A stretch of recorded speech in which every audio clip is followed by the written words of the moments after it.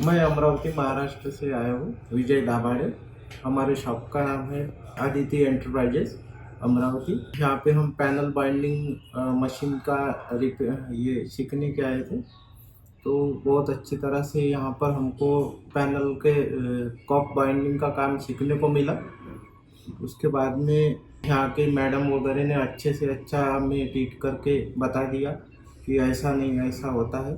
पूरे अच्छे तरह से हमको नॉलेज दिया उन्होंने। तो अभी हम यहाँ से ट्रेन हो गए।